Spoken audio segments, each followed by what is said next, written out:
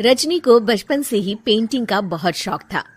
वो हमेशा से ही पेंटर बनना चाहती थी, पर उसके माँ और पिताजी ने उसको कभी भी इस चीज के लिए सपोर्ट नहीं किया और उसकी शादी नीरव से हो गई। नीरव रजनी को बहुत प्यार करता था, पर रजनी हमेशा चुपचाप ही रहती। वो इस शादी से खुश नहीं थी। वो ये शादी नहीं करना चाहती थी। उसे तो हमेशा से पेंटर जो बनना था। अपने इस सपने को वो नहीं पूरा कर पाई, इसलिए वो हमेशा उदास रहती थी। रजनी, बहुत ही बढ़िया फिल्म लगी है, कल देखने चले? नहीं जी, कल मुझे बहुत काम है, मैं नहीं जा पाऊंगी। अच्छा तो कोई बात नहीं, संडे को चलते हैं। देखिए, मुझे फिल्म देखना पसंद नहीं है।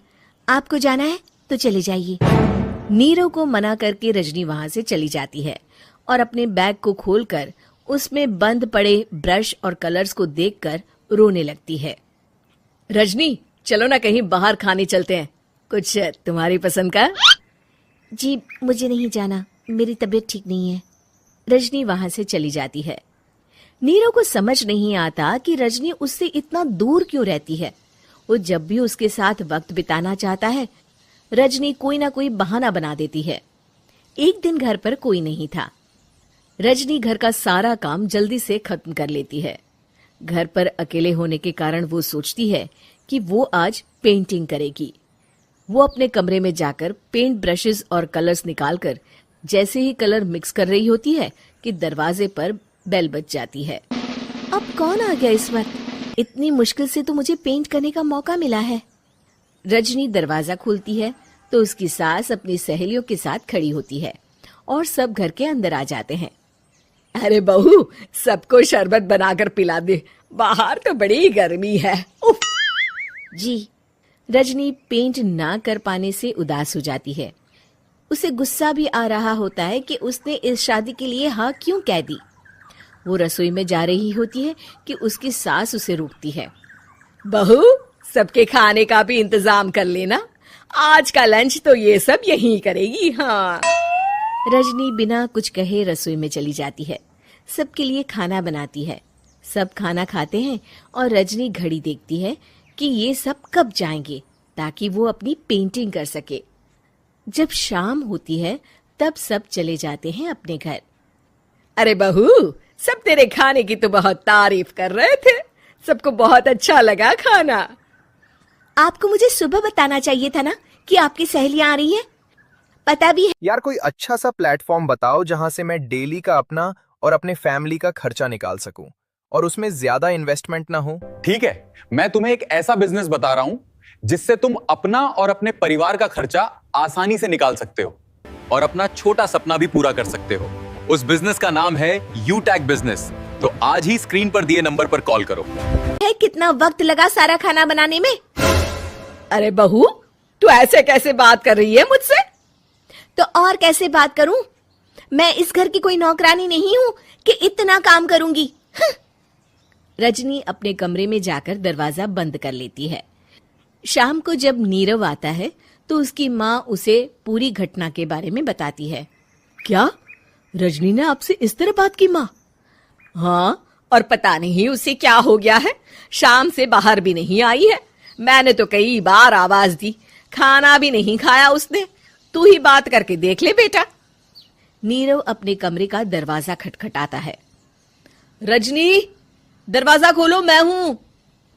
रजनी दरवाजा खोलती है और फिर वापस जाकर अपने बिस्तर पर लेट जाती है। रजनी, माँ से बात करने का ये क्या तरीका है? मैंने कोई गलत बात नहीं की है। अरे तुम क्यों ऐसे बर्ताव कर रही हो सबके साथ? क्या तुम इस शादी से खुश नहीं हो? रजनी कुछ नहीं बोलती। अरे बताओ मुझे रजनी, क्या ये शादी तुम्हारी मर्जी के खिलाफ हुई है? हाँ, मैं ये शादी कभी नहीं करना चाहती थी। तुमसे क्या, मैं किसी से भी शादी नहीं करना चाहती थी।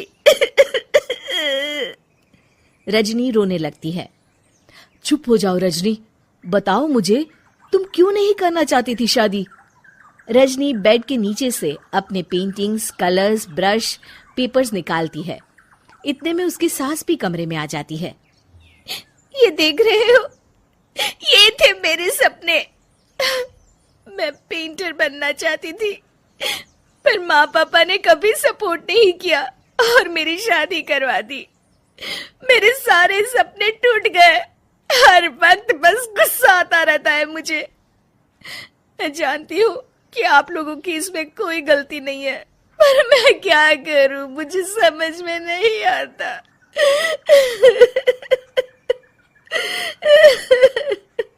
रजनी फूट फूट कर रोने लगती है। मुझे माफ कर दीजिए। आप दोनों के साथ मैं बहुत बुरा बर्ताव कर रही हूँ। अरे रजनी बेटा, चुप हो जाओ तुम। नीरव पानी लेकर आता है। ये लो पानी पियो और शांत हो जाओ। रजनी पानी पीती है और उसकी सास पेंटिंग्स देख रही होती है। अरे नीरव, हमें तो पता ही नहीं था कि हमारी बहू कलाकार है। अरे कितनी अच्छी पेंटिंग्स बनाई है, देखो तो। ये वाली तो मैं अपने कमरे में ले जाऊंगी। आपको ये पेंटिंग्स अच्छी लगी? अच्छी नहीं, बहुत अच्छी लगी। और तुमने हमें बताया क्यों नहीं? तुम जब चाहे पेंटिंग कर सकती हो रजनी। हम तुम्हारे सपनों को पूरा करने में तुम्हारा पूरा साथ देंगे।